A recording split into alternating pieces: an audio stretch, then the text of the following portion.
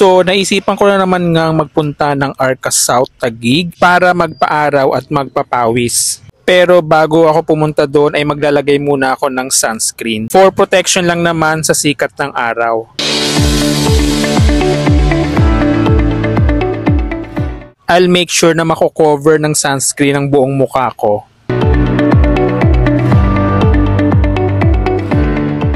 Siyempre pati yung noo ko.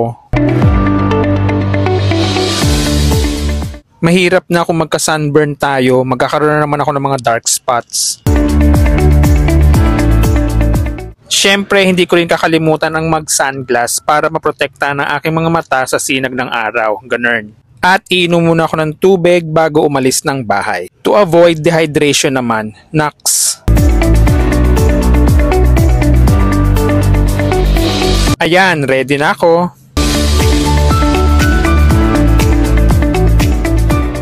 Few moments later. Dito tayo sa Arca South.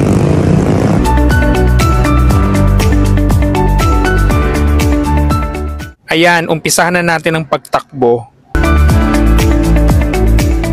Hangin na. Siyempre, hindi natin kakalimutan ang pagtalon sa aking camera. O diba?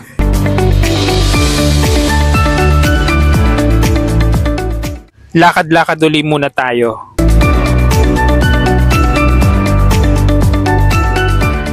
Grabe oh, ang ganda talaga ng sikat ng araw. Itinuloy ko na nga ang pagtakbo para pagpawisan na ako. Need ko kasing bumaba ang aking cholesterol level.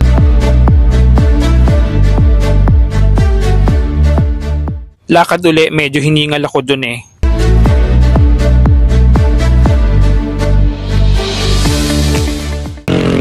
Time check, 8:45 AM. Medyo mainit na yung sikat ng araw. Naka-sunscreen naman yung face natin. Kaya okay lang. At syempre, hindi mawawala ang konting stretching natin. Ayun lang naman, maraming salamat sa panonood. See you on my next ganap.